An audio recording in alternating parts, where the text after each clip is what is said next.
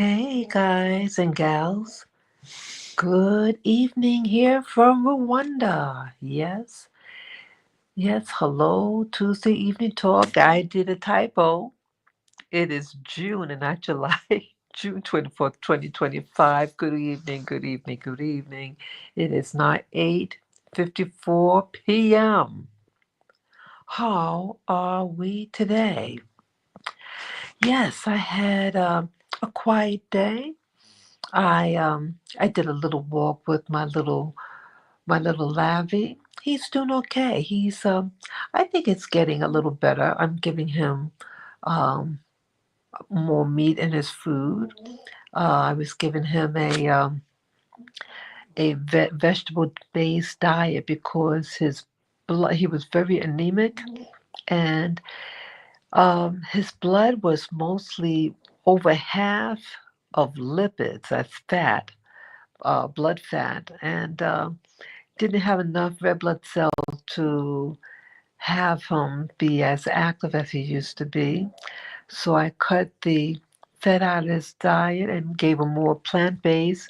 Um, the fiber in the plants will absorb some of the fat, and it did improve his blood status. So I'm happy about that. But now I am giving him a little bit more meat. He's hungry all the time. His eyes are clearing up. The infection is getting better. So I'm happy about that. Um, yeah, so he's okay. He's okay. And let's see. Yeah, we did the little walk, and I kept it pretty simple. So, what do I want to talk about today?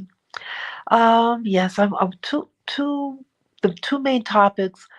A vision that I had today, early this morning, and I want to talk about, like, I notice on the internet now, well, I should say on YouTube, um, I'm finding a lot of videos with people about travel and getting a visa, getting your resident visa or permanent resident or things like that. And the last one I was watching about visas was the country of South Africa. So I want to talk a little bit about that. Uh, and is this talk all over YouTube about these, going to different countries? Is this all about the New World Order? Is it really to kind of get everybody acting like a headless chicken and causing um, destabilization of nations? Just a question. Just a question I have.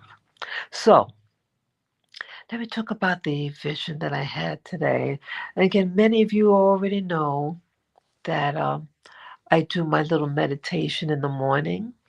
Upon awakening from sleeping or dreaming, I learned. I started doing this uh, form of meditation, and I started in 2017 in America. And I find that now, oftentimes when I do this method, that I see things and see things in my third eye. My natural eyes are closed, and sometimes I start to see things. And as time goes on, it's like, why am I seeing what I'm seeing? So it makes no sense to me what I'm seeing. What I saw today, I remember seeing a wall. It was ceramic tile walling. Um, it was a weird, like a pale, dingy, pale yellow, I think with a slight greenish undertone. Um, the wall had it. I think you could have receded. Like, imagine a wall, a flat wall, and then you cut into the wall so that oh, excuse me. Oh, sorry about that. Sorry about that, people.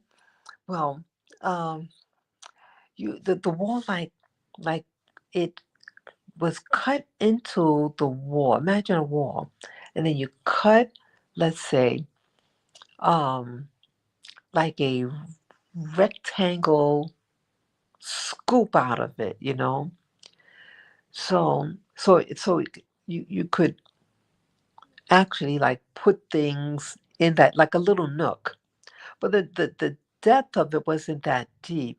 Maybe a foot deep, and everything is it's all ceramic tile, uh, standard size tile. Let's see, it might have been 4 by 4, something like that.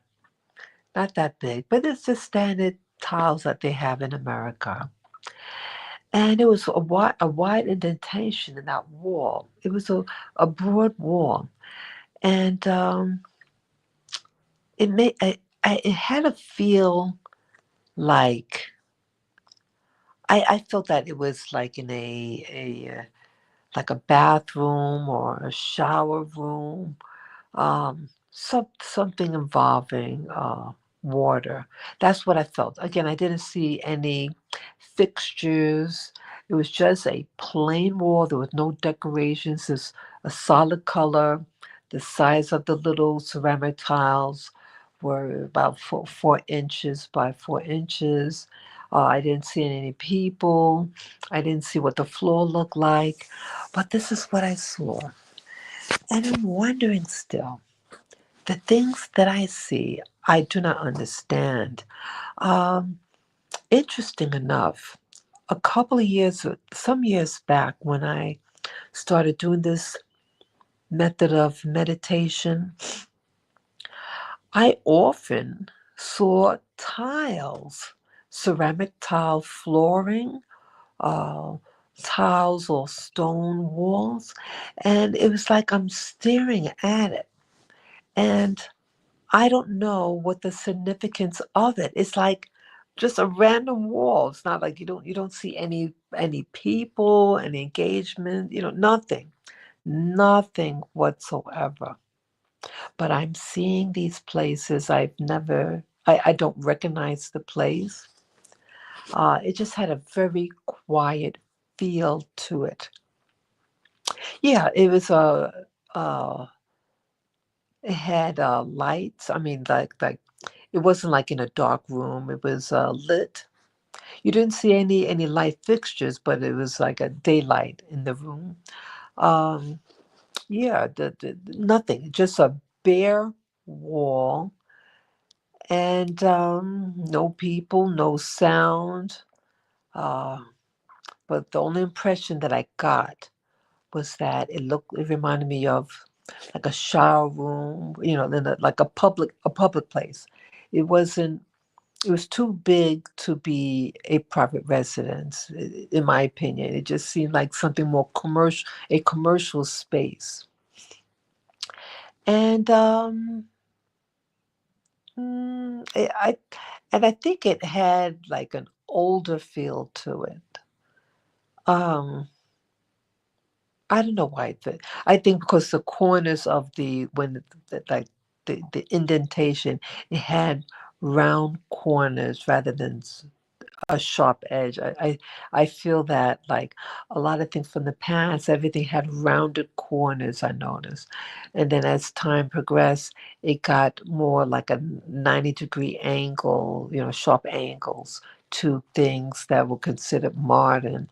It was just an impression. I don't know how old it was, but that was the feel. And I think because it had a dingy color to it, that it might have been something older. That's just my opinion.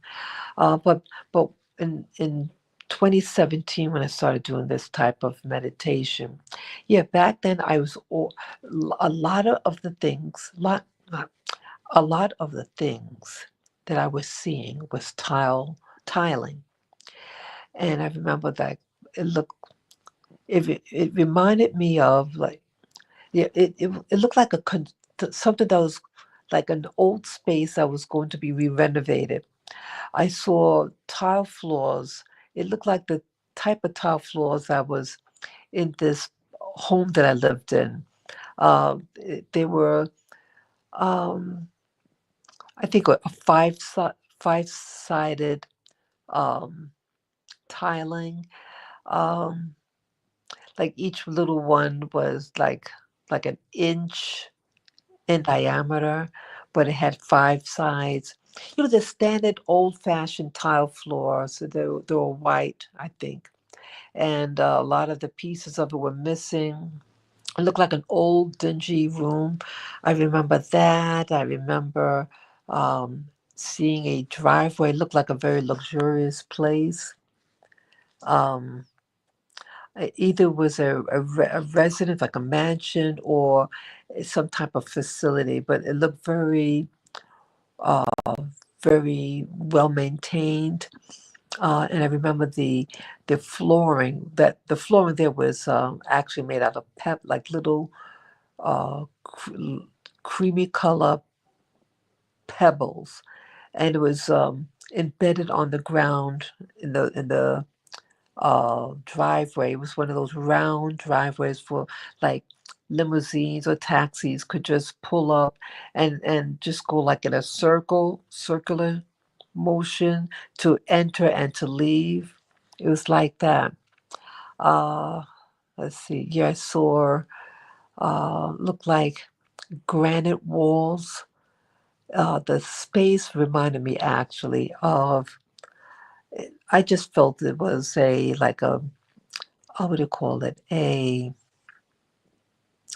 What do you call it? A funeral home. I just felt, I guess maybe because it was black, dark color, um, and it had also that rescinded, indentation in the wall, like like like you could, like a little nook in the wall, and it had a chair uh, placed inside that little nook, and it just had to feel like in my opinion, a funeral home.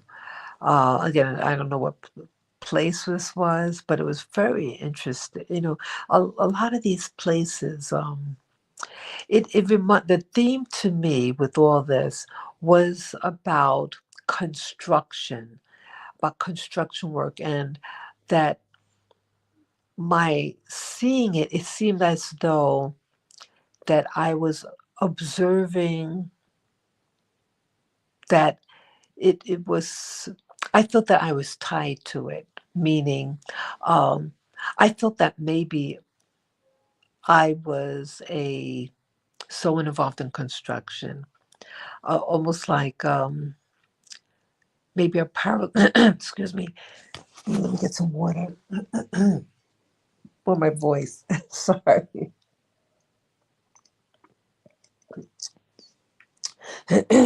Sorry about that. But it reminded me. I was getting an impression that maybe it's a parallel world existence, and maybe I'm a construction worker somewhere else. Um, I mean, I don't know.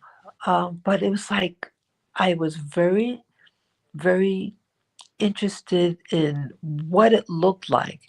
I felt like I was inspecting. Now, I wasn't touching anything, but that I was an observer, and some of it I was like inches away from the floor, looking at the floor or the wall, or sometimes one time I saw like this wrought iron fence, and I'm like zoomed in all the way at this thing and looking at it, and I don't know how to look in other directions. Like I see what I see.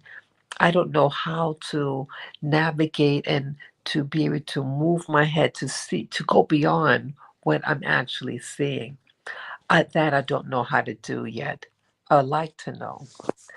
And remember that a couple of weeks ago, I had the like one minute I was awake and I had turned on my a video to like go to sleep, and I must have fallen asleep so fast.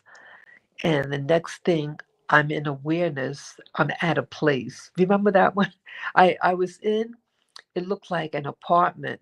It looked like a. Um, I'm just going to say the terminology. It reminded me of a a a a ghetto residence in a an apartment complex. It looked very low socioeconomic. It was I had a lot of clutter. It was a long hallway, and I was with these kids. It's like 1 minute I was awake, in my room, and I fell asleep, and then boom, I was in awareness of another location. It felt real. I was like when it came to me, when I started seeing, when my consciousness got activated, I said, "Oh wow, what is this place?" And I'm holding this little girl's arm, and there was two other kids. And I'm like squeezing. Is this real? Is this that's what I'm saying? Is this real? And I'm squeezing the girl's arm. You could feel the bones in her arm, with a little tiny little girl. And I said, "What is this place? Who am I? How I get here?" That's what I'm saying. And I'm like in amazement. And a lady is right next to me, and like the kids look real. They look like real people. Like why I say it like that is in some of my so-called dreams that I get, that some of the people look like people, and the other people look like something else. They're not who they are. They're trying to look like a person that you may know, or just a human being, but there's something odd about them. And I think that they're impersonating people. They're spiritual entities that, in my opinion, spiritual entities that are able to come onto your mind when you're sleeping and make you see certain things. And some of this stuff is just symbolic, like the dream I had, or the vision I had a couple of days ago, with the person standing like the letter T. And then I started wondering after, because it was like a businessman with a very bright white shirt. His back is to me, and his arms are out, forming like the letter T. And I thought, hey, is this representative of Trump? That's what I started thinking after I saw that vision. Yeah, and one of them had a pistol, a silver pistol, and I said, "Oh my God, did he just shoot the pistol?" Remember that? Yeah. So some things, I think it's symbolic of something else. Why they're showing me, I don't know why they're showing me, and then some things look real, and you just think that you know you may not. It just seems like a regular dream, and other things are symbolic. So, so what was that? What was I saying? Yeah. So, that that that dream that I had with those three kids, and then a lady appeared. She was about, yeah. These were all black Americans, and the kids range from age like 6 to 10 or something like that. And the woman, she could have been like late 30s, early 40s. And when I was looking around, so, oh my God, where am I? Where am I? Who am I? I was like bewildered. I mean, happily excited, like, wow, what is it? And the lady comes, and she she's right at my face. Her face seemed slightly distorted. There was a light shining on her face, and it gave her mouth looking kind of uh, convex, kind of rounded, the mouth area. That's where the light was shining on her. It had a funny color light shining on her face. And she said, I'm your, how did she say it? what do you call it? Oh, how could I forget the term? Daughter-in-law. She said, I'm your daughter-in-law. I said, hey, then that would mean that I have a child. I don't have a child in real life. I don't. So I was like, wow. And then I think I woke up, and it happened so quickly. So yeah, I have these dreams or visions that occur, and I don't understand them. And again, all these things, all these parallel lives. Is this, when I do this type of meditation, is this part of the matrix that we could watch all different channels, depending on where our consciousness is? There's one researcher would say, uh, how do you go? Energy flows where attention goes. So whatever what you're focus on, your energies will be attracted or be going in that direction. But um, what decides where the energy is going to flow to, if you're not consciously thinking about uh, going to a particular place? Yeah. Oh, what comes to my attention right now with regard to the vision the dream, not the vision, the dream that I had, but it seemed like what do you call it? What do you call it? Livid dreaming. Live, something like that. Lucid, thank you. Lucid dreaming when you fall asleep and you start to dream, but you're in awareness. And you may even be able to do things consciously in this dream state. And oh God, what I was going to say now? Oh brother, I was just going to say something. I'm sorry, folks. I forgot what I was going to mention about this, about lucid dreaming. Oh brother, it'll probably come to me later. But yeah, there are parallel lives happening, and what does this all mean? Especially in this, if this is part of the matrix, how do you get out of it? And is this just endless endless focusing, and what enables us to experience what we see?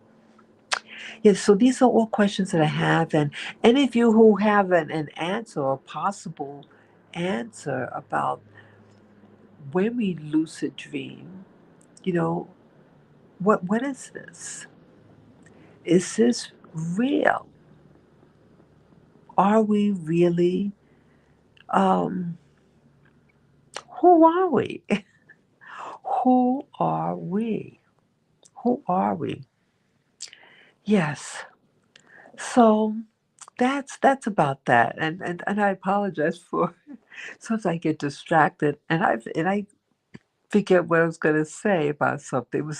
I thought it was important, but it is what it is. So the next topic to talk um about visas. Like I'm living here in Rwanda for about a year and a half, and I noticed on the internet there are all these talks, um, especially with Black America, to move. Now I'm wondering whether like I mean I hear about Jamaicans that are moving, but I don't hear much else. Americans or Jamaicans. But do you know of other places? I mean, um, yeah, I just noticed now it seems like a push that it's that they're showcasing all these different places. I mean, they have some of them that like how they word it. Oh, 5 places where Black Americans or African Americans could get citizenship, or 5 places where you could get free residency. Or things like that. And it seems like it's to attract certain people and make you feel like, wow, I'm accepted and this or that. I feel if Black Americans are really accepted, you wouldn't need to, you know,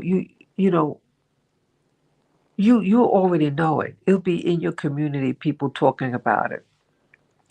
But you have these, they're very well made. These videos, and I'm wondering who's really making these videos. Uh, are they are they AI? Is it a trick to get Black Americans to move overseas?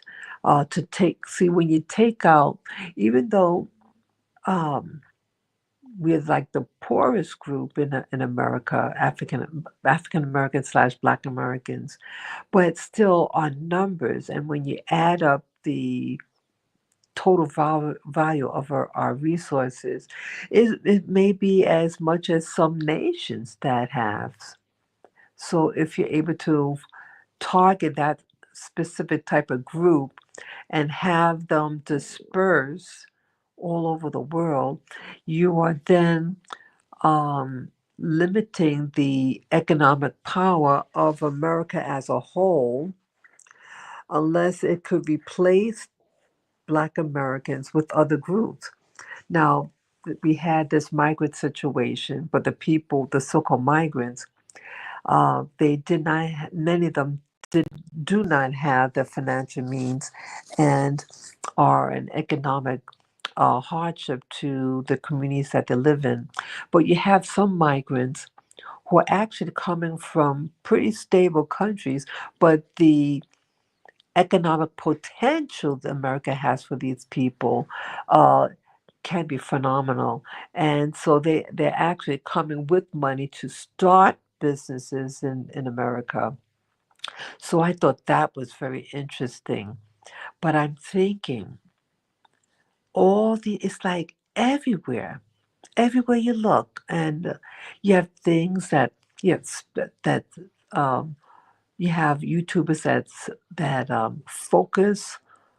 Their focus is on Black Americans moving abroad, or some of them it's Black women moving abroad. And when I was in America, I watched a lot of those videos. And but I'm wondering, why do you just hear the U.S.? And what are these other countries in the Americas in particular? What are they hearing about America for them to come in large masses? Are they being paid to come to America? And then they're given promises, and then someone reneges on their promise, and they're just all over the place. Yeah, it's a lot of violence that's happening. A lot of violence where I was coming from in New York City. I just got an email from someone that lives in New York City still, and he got attacked. So I felt badly for him. Um, yeah, things are very intensifying, but I'm wondering, like, I mean, many like they had the year of abode or something like that. Um, not Nigeria, Ghana. It started in 2019. I think it's a 10-year program to. Uh, uh, it's really targeting Black Americans, but they say that diaspora, if you can prove that you're of African ancestry, uh, you can come back to Ghana. You could come to Ghana to live, and I feel I feel that it doesn't sound genuine. And why I say it like that, because I've seen videos of Black Americans or Jamaicans moving to Ghana, and there was some conflict between the newly arrivals, Black arrivals to Ghana, and the local Black people there. And basically, it's cultural differences and resources. So if Ghana was real, I felt that if Ghana was really sincere about the year of return or the year of abode, whatever what it's called, I apologize, not remember exactly what it's called, but if they were really that, to be sensitive and, because of what happened to many people who were forced out of Africa and enslaved, um, if they're really sincere about bringing us back home, remember home, when did they give you land? They're not giving you land to start it. So I felt like they want you to invest your money to build up their economy rather than they building up their own economy on their own. It's like saying, "Oh, okay, children, you were kidnapped a long time ago, but I'll only have you come back home if you have a job already." Uh, but so it's not about loving your children, and you want to protect them now and build a strong foundation, home foundation. So I felt like it was more by economics. I felt it was disingenuous. Um, and it's capitalizing on on emotional issues that we have generationally. Um, why wait? Ghana had gotten its independence from Europe. Was that about 60 years ago? A lot of them from the late 50s, 19th, in the 50s and the 60s. And so all this time, and then now, I mean, I could have seen then. You say, hey, we're kicking out these Europeans. Hey, Western world and Black Americans or Black in the Americas, come back home. But it was nothing like that. It was nothing from any of these African countries to bring back its children. Um, so now they're doing it, and it seems to be a problem, and they're not giving you anything. You're giving them something. And it's like, are they using your money for the infrastructure to build the country, or is it just to put the money in their pockets so they can buy investments in Europe or America? That is what I'm thinking. That's what my concern is. That is my concern. I don't like to feel that Black Americans are being exploited. Yes, life is really could be quite challenging in America. You have some who are doing very, very well financially, and more power to them. But you have so many who their minds are locked, they're oppressed, and they're plagued with a lot of distractions. And I feel for them. I feel for their situation. And so when you have these countries in Africa, some countries in Africa, who know about, you know, certain things in American history, um, why are you waiting so long? It's either you're going to want your children back or don't take us at all. you know. And it just goes to show you how I feel with the nations that we primarily came out from. Primarily was from the West Coast. Um, it hasn't really been, because we came out from there, and so there was some exchange between Europeans. So again, they got the African got the short end of the stick, and they're not working together, and it's it's either going to sink or swim. It has to come to. Oops, sorry, my phone forgot to touch the screens to keep it alive. But yeah, it's either going to sink or swim, and it doesn't seem to learn from its neighbors. It doesn't seem to learn like people from China, people from South Asia. They could think, especially East Asia, to my understanding, they think generations ahead. The African has to think forward. It has to think in those same terms to be at least on equal footing of these, you know, large countries like China or India. They have a different mindset, and they work as a team. And a lot of blacks from the Americas, we come from the West Coast in Africa, and it's these same people of today as this one YouTuber, this person was being interviewed on YouTube.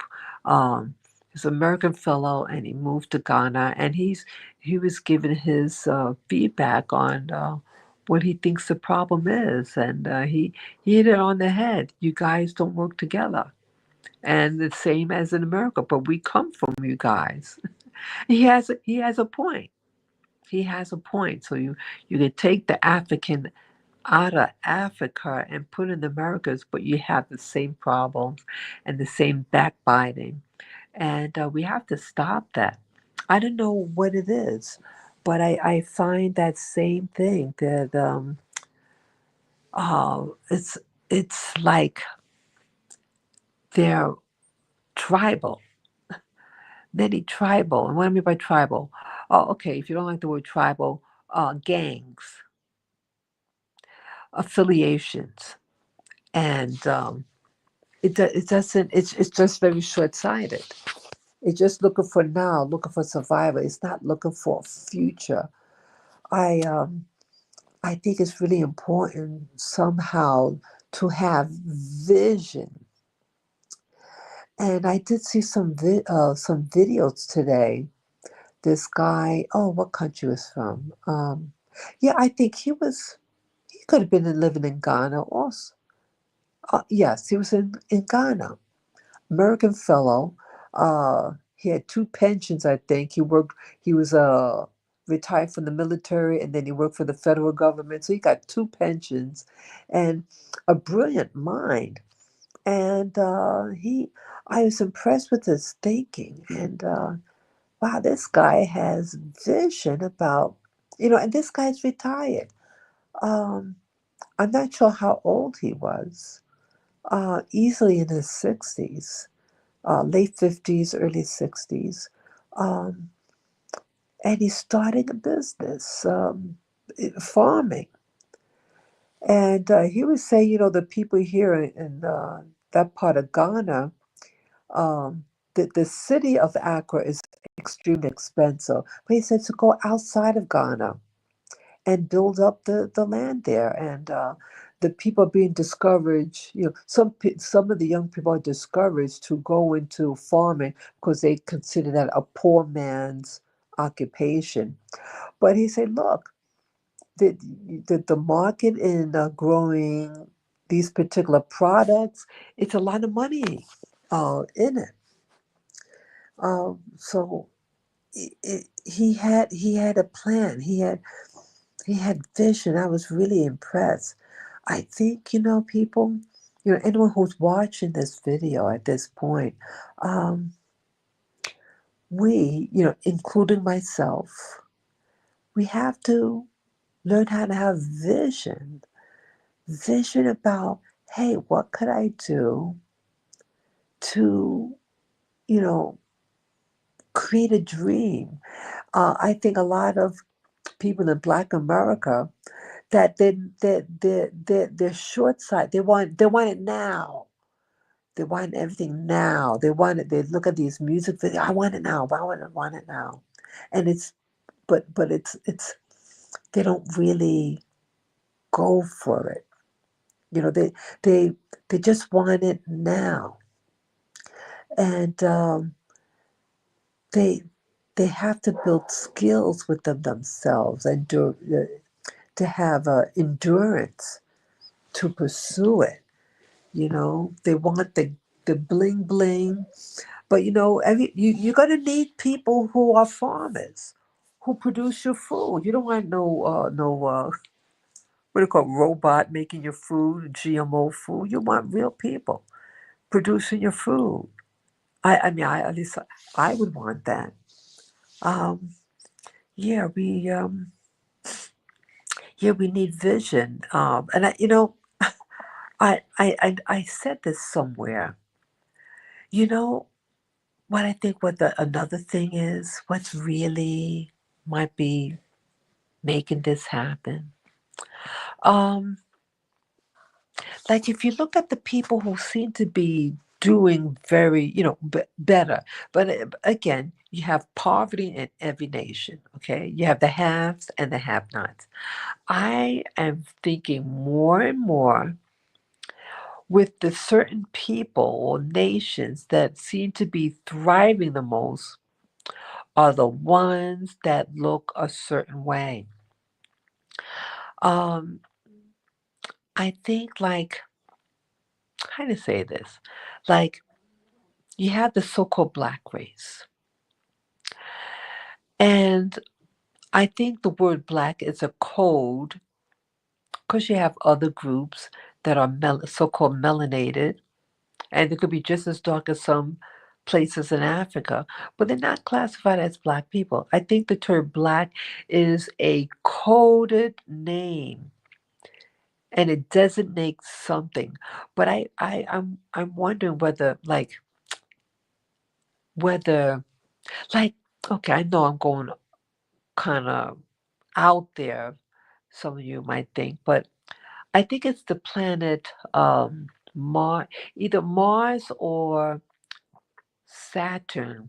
One of them is called the black planet. One is red planet, one is a black planet.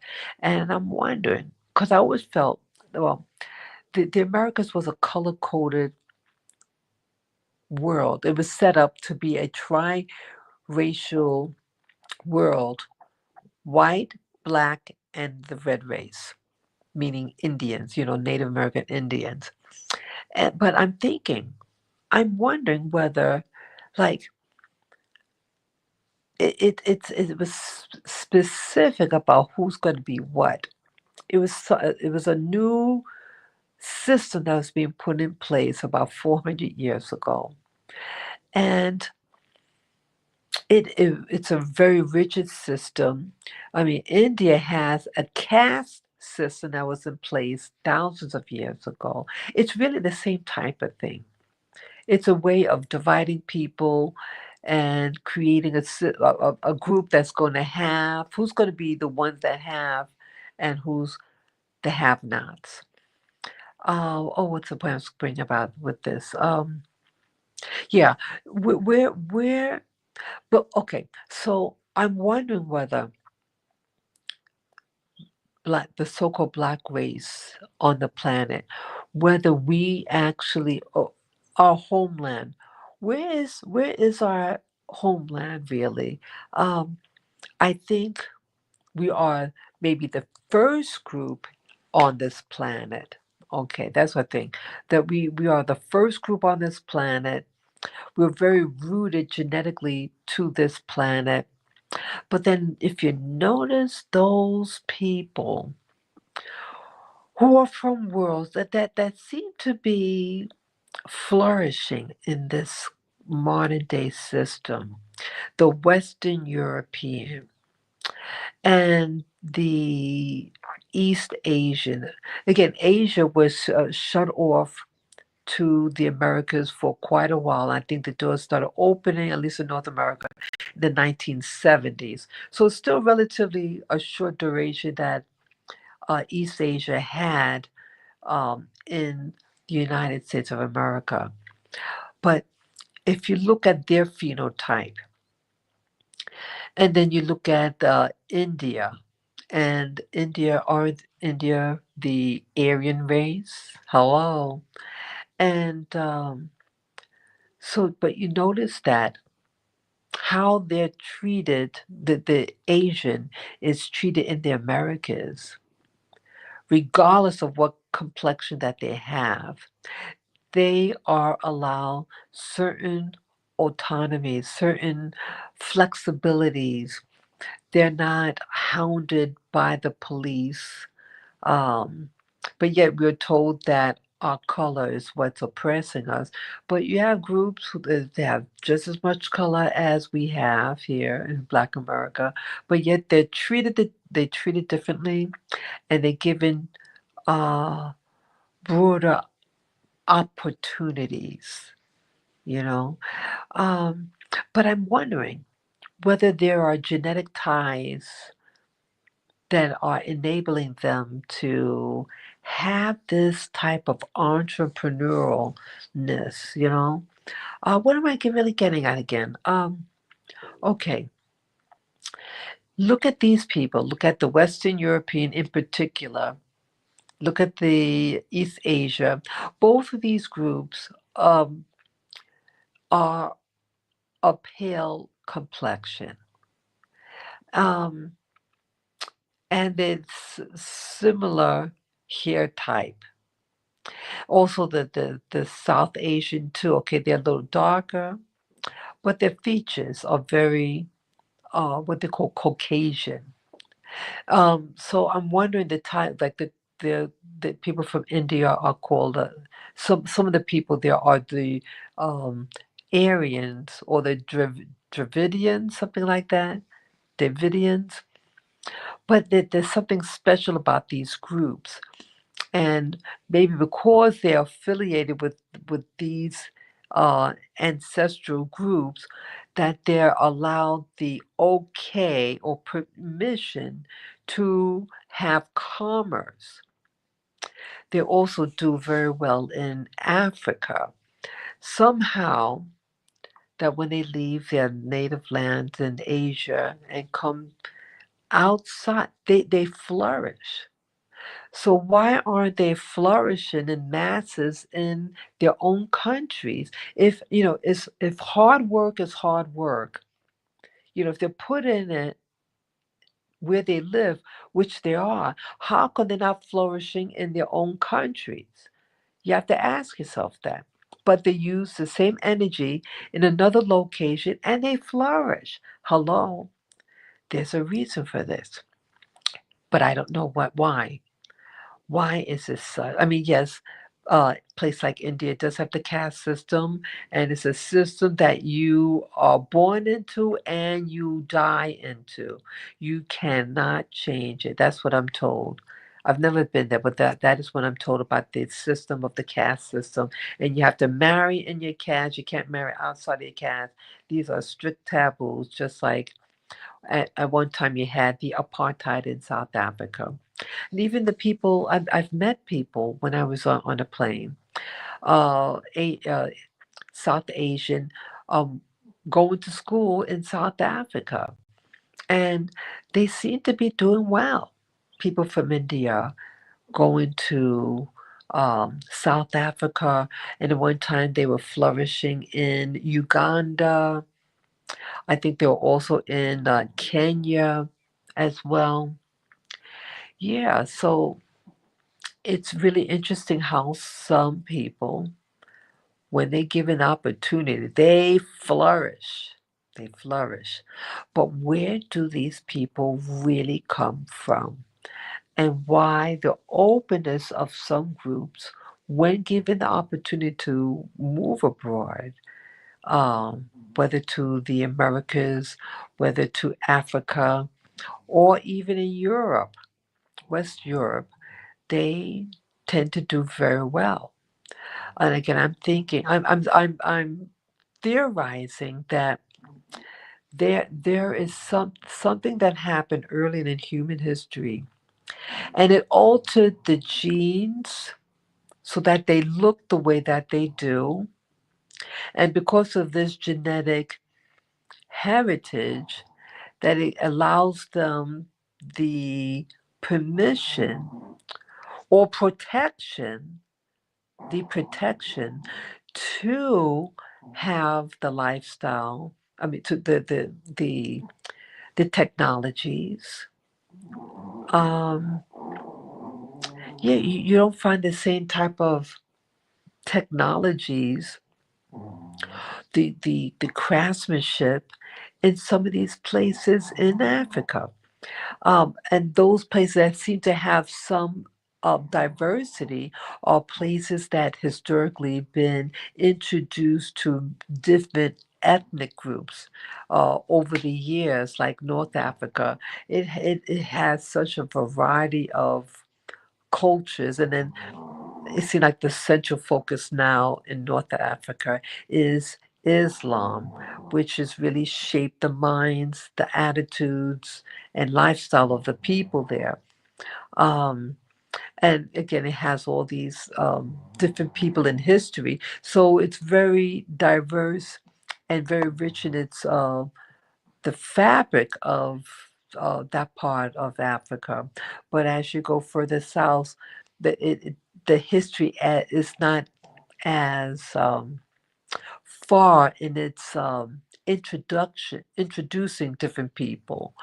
So 500 years ago, Sub-Sahara was being um, visited and invaded by primarily people from Western Europe. Um, but in that 500 years, it seemed like just it was about getting certain resources, but it seems like they didn't really stay in these regions in sub-Saharan Africa. I think maybe the weather might be too extreme for them. They don't thrive there, but the places where they tend to stay longer or were temperate zones like place like South Africa. And yeah, I was watching films on South Africa, on migrating there.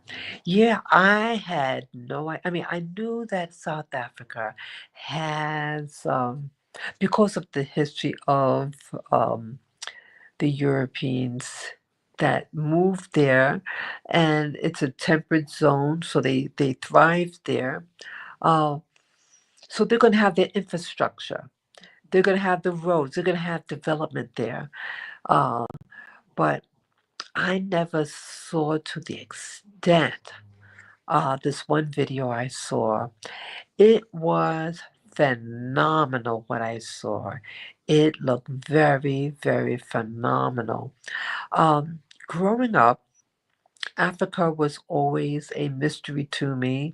In America, well, I'm from New York City, and the only thing that you really saw growing up in the what was that, the late 70s and early 1980s, they kept bombarding you with these images of hungry African, dark-skinned African children and bugs crawling in their eyes. That's what they showed. And again, I think it was really a money grabbing scheme. Yes, you had hunger, but it was these NGOs, in my opinion, that wanted to raise money really for themselves. And again, these NGOs, I think by law, they can keep 95% of the money that they raise, and then 5% for the people intended. Um, so yeah, these are some, people like to make money off of misery, other people's miseries, it seems. But yeah, Africa has, yeah, it seems like that certain places, the Western world, as it's called, seem to do better in certain places. Yeah, they didn't, it seems like they didn't really like thrive. I mean, they got the resources, but they didn't really set up a big community, and especially in West Africa. Again, I guess it was just to extract the people there, and then later on, its minerals. But they're not really involved that much with the people. It seems. Again, I've never been to where. Oh, and my plane landed in West Africa, but I didn't go around. I stayed in the airport. But it seems like a place like South Africa. You have a lot of white people there. Yes, you do. And I didn't know that it was as developed as what this video showed. My mouth dropped. I mean, it looked good to me. It even looked good to me. I said, "Wow!" And the area that they showed, it featured uh, the Cape.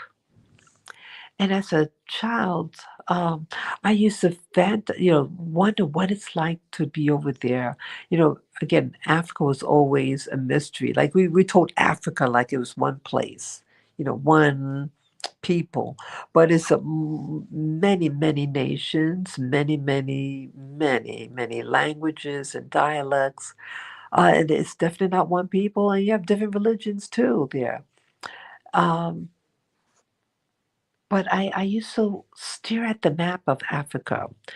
Why? Well, this was the mystery place. They even call it the dark continent in America. And it always had a negative, like a mystery about it. Um, they want you to be afraid of Africa. They don't want you to really venture forth into Africa. They want you to think it's a place you shouldn't go there because it's a mystery. Well, mysteries are to be unfolded. It's not a mystery anymore if you unfold it and take a look at it, right? But they encourage people to go to Europe, especially Western Europe, and to spend all your money. And it's usually those nations that profited the most out of the transatlantic slave trade, if you notice, right? The country that is visited the most on this planet is France. And they had a lot of colonies. They obtained a lot of wealth from their colonies and their history, abroad. So, where's it going, people? Why, you know, they want you to spend your money on the places that benefit the people that had oppressed you. And that was one of the reasons I decided not to go to Europe. I mean, who knows in the future? You live where you feel comfortable and where you're accepted, ultimately. Um, yeah, it was part of the reason why I said I'm interested to know about places where I let where to go on the continent of Africa, where my black ancestors are from. I'm very curious about it. What's the mystery? A mystery is to be discovered. I want to find out what the mystery is. And it's they purposely want to make you not want to go. It's all psychological, but I'm sure the people setting up the propaganda about Africa, they know what's here in Africa, but they don't want you to know what's here. My being in Africa now for a year and a half, these are just regular people. They're people. I can't find any mystery. There is no mystery here. They're just regular people. Some are doing well and some aren't. The weather is absolutely beautiful here. Um, but they want you to, they like to show the negativity, the violence. And so, I mean, of course, I've heard of the country of South Africa. They used the term apartheid when I was growing up, and, a lot of drama. And then they got the apartheid ended, and then you got a black leader, and you thought everything's going to be okay.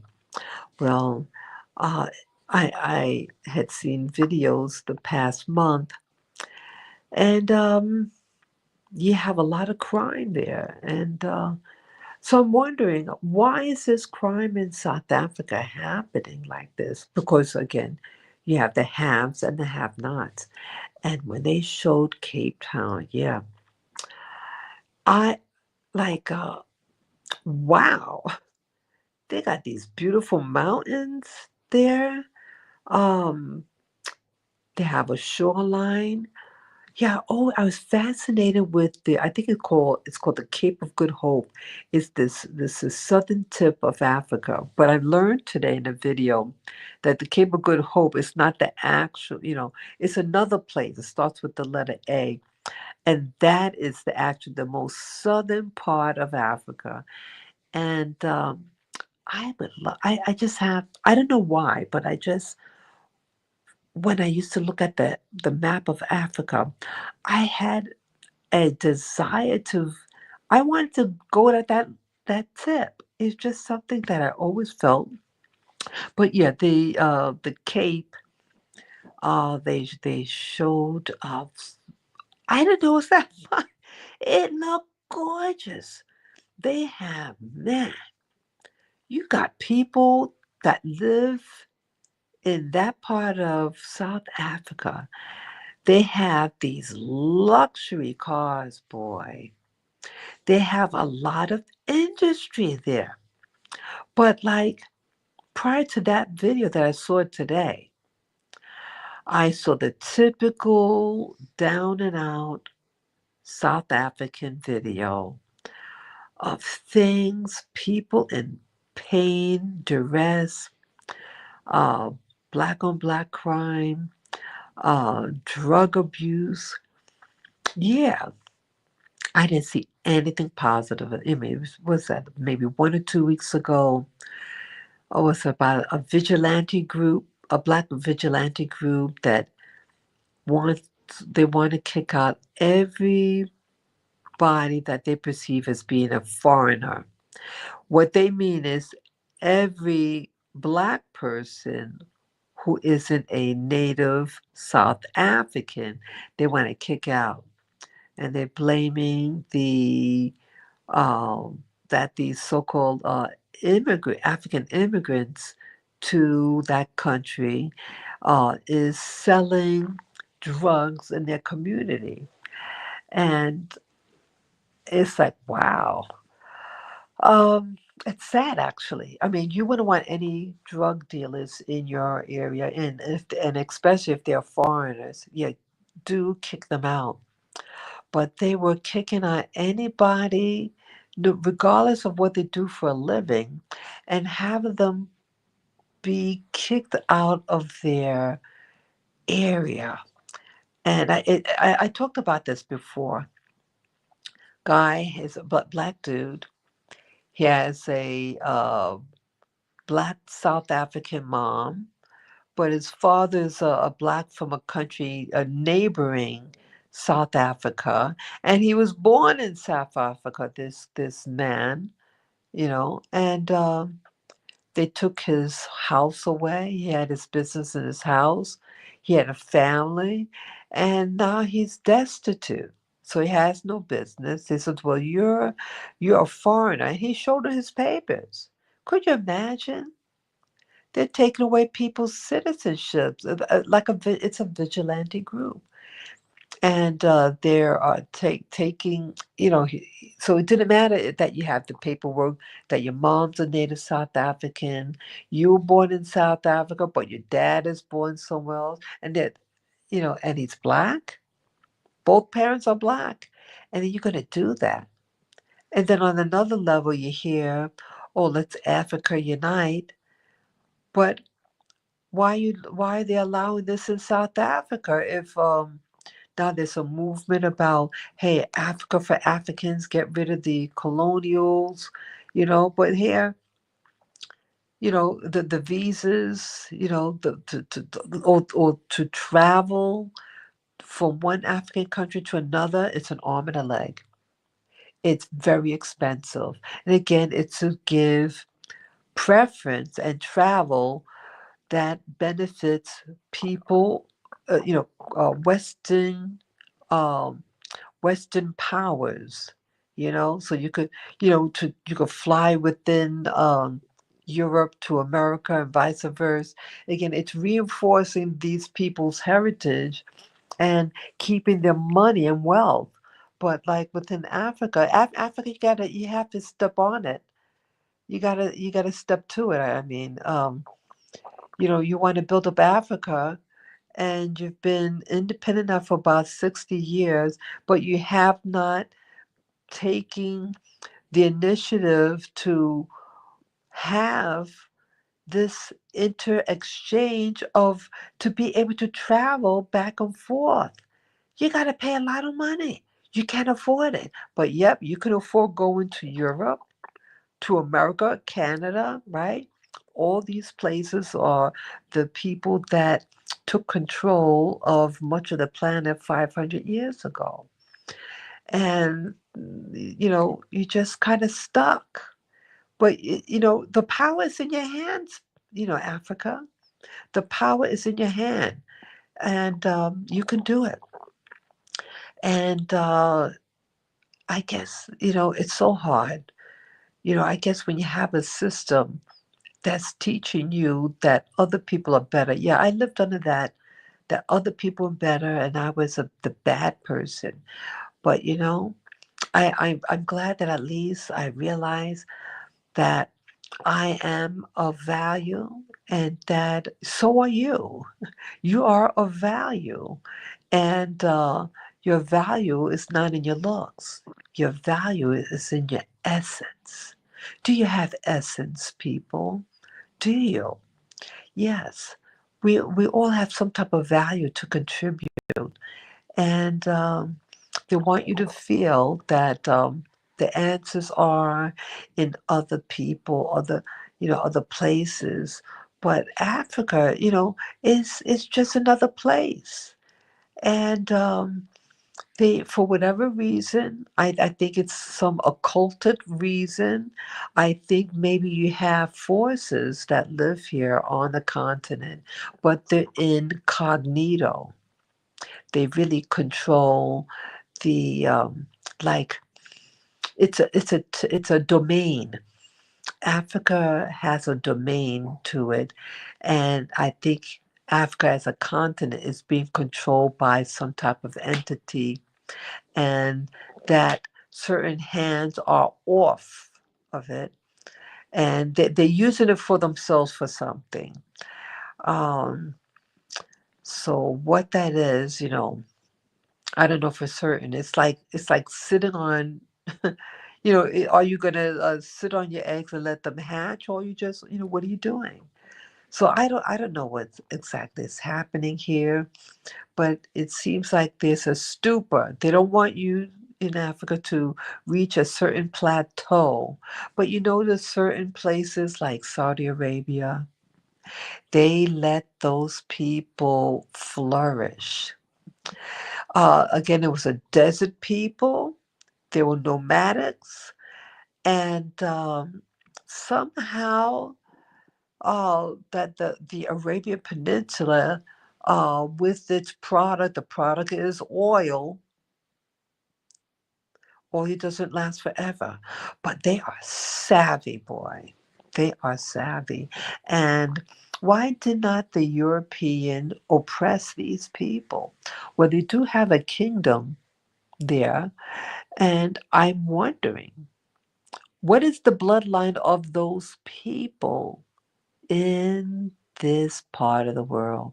And I think that there is an answer to it, and It is because of what those people really are that control that peninsula, that they have blood links, genetic ties to other groups. But like on the surface, you might say, oh, they don't really look alike.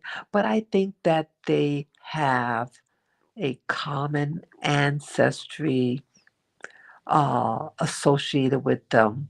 And that's why they're being left alone and allowed commerce big time.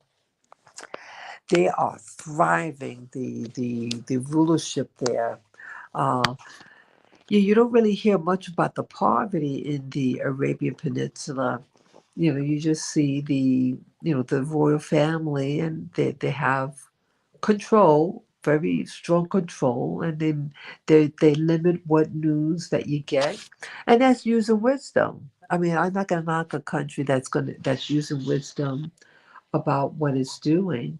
Um, what they show and not show. There's wisdom in that. Um, but what is really controlling these domains? Or why is one group able to thrive and not another? Or why someone using the same energy here and it doesn't work, but they move to another location and they have freedom? Go figure. Go figure. Yeah. Is what, for example, it's what I was mentioning about South Africa. Wow. I really did not know it had that much wealth. Um, yeah, they're having visa. Yeah, I learned that they're having that they have visas there.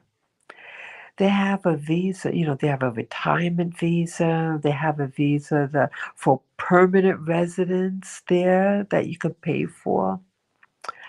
Wow. Yeah, yeah, yeah. I mean, I almost got off the track. Why I mentioned about these countries that they, I think what's happening now, they're ruffling the feathers throughout the Americas, especially North America, the US, and they want to destabilize America. And they're causing all this chaos in America. And then now they're putting videos on YouTube and in other parts of social media and encouraging Black Americans to move to Africa, move to other countries, and start all over again, or to start businesses. And I said, wow, why is that? Why is that? And some of these videos the video I saw today were Black Americans moving to South Africa. That it did blow my mind. I mean, I kind of heard about some people going there, but not that many. But I've been hearing a lot of negative news about South Africa. But again, maybe it's just propaganda. Again, if you no matter what you look at, if you look at the negative, you're gonna see negative. If you look at richness and all that, you're gonna see that. But I have to admit, watching this video, this one man, it just it kind of spoke to me. It just looked very I was amazed. They lived in a mansion. And it wasn't like some people might live in big homes, right? But it's not well crafted. Man, they had I know I'm not an engineer, but honey, you can look at things and you can see wealth, you know. It had everything going for it. It had it wasn't just the size, it's how it was the aesthetics, the type of furniture, artwork that had. Man, it was like wow, amazing, amazing what I saw. And then yeah, you have black people leaving America, and I think it's planned. It's being planned. They don't. Yeah, I felt also, when I did leave a year and a half ago, I felt like society was ruffling my feathers, so to speak. and it intended for people like myself to want to leave. It wants you to go, and it's another form of warfare, I think, in my opinion. You know, warfare doesn't have to require bullets, things like that. Warfare is also manipulating people to do what you want them to do, but make it think that it's their idea. Yeah, it's their idea. And so would I go visit? I mean, would I go visit South Africa? I mean, after seeing that video, I mean, the ocean, it looked like alive. And I mean, they have modern roads. It looked like it was well planned out. And it was far from what I thought it was from videos I saw a month ago prior. It looked quite sad. It did not. You saw a lot of poverty. They got a lot of drugs, and it's like, man, um, what's going on there? Yeah, yeah. Remember also, um, there was this talk. Yeah, Elon Musk is from South Africa. You know, the Tesla guy, and something X. You know, the SpaceX. Um, yeah, he's from there. So I just speculate that he must have talked to Trump and try to intervene on the white South African people, their land being confiscated. So yeah, yeah, this also confuses me. Now, yes, that talk was coming about was about a month ago, and they did take what's that? I forget how many families that were brought over from South Africa to the United States. Um, but I ask myself if the government is confiscating land from white people. They said that 70% of the land is owned by white people. So my question is, in this trying to understand what's happening in South Africa, because they made it look really good in the video I saw today. People are buying properties or buying land and then building homes. Now, so where does that leave the people who are just now moving into the country? How could you get land if now it's like a land grab, right? Isn't it like a land grab? And taking away land from the whites that lived there, but then you having people from other parts of the world, including Black Americans, who are getting big properties. So aren't they afraid about to stay there if, like the story of the black guy from South Africa, he has a black South African born mom, but his father is from a neighboring black African country. The both parents are black, and he got kicked out of his community and his business. They said, "You are a foreigner." I couldn't believe it. So how did it determine who is a foreigner, who isn't? Is it anybody? If you, are they saying if these black vigilante groups in South Africa, if they're considering anybody a foreigner, if even one person is a foreigner in their bloodline, you know. So if one parent is not South African, then then they just call a foreigner, and then you can take from them. This is horrible, people. This is horrible. What's really happening in South Africa? It's like it's very confusing. They're showing two sides of um, South Africa. I mean, they show the super rich. You having Black Americans going there to South Africa, and they seem to be having a good time. And then in another video, they're seeing utmost poverty and extreme violence. Yeah. Um, I don't know. I mean, Aren't they? Isn't this? Aren't they going to get their land taken away? I mean, this person just came from America and living there in South Africa. I guess certain areas are protected. I guess the super rich are being protected by some type of force there, I guess special policing or whatever.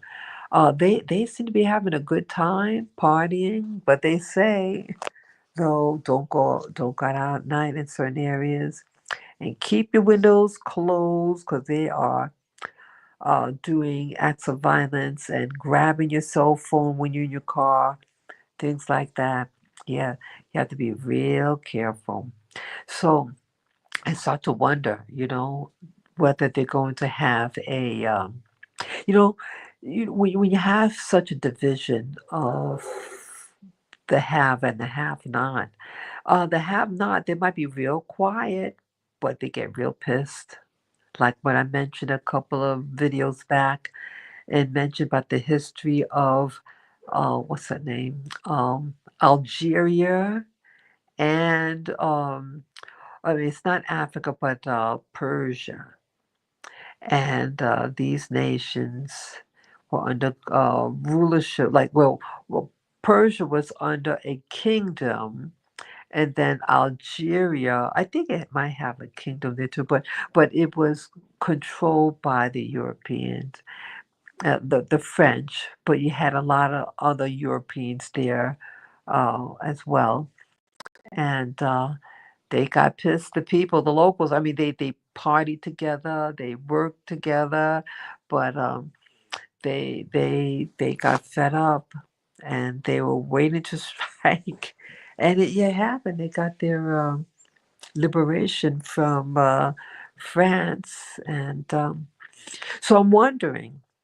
See, in South Africa, when someone is hungry and you're seeing someone who's a newcomer, you're going to be blamed for their problem. They're going to say, you got all this land, I don't have any land. Um,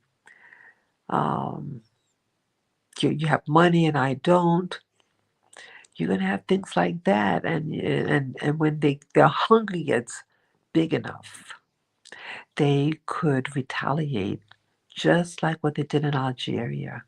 Yes, that's my concern about some of the things that almost afraid to get too comfortable because what if you move to a place and you think everything's cool and they're quiet, they're kind of treating you nicely, and they're just waiting for you to put your guard down, and they could do a number on you. And that could happen in South Africa.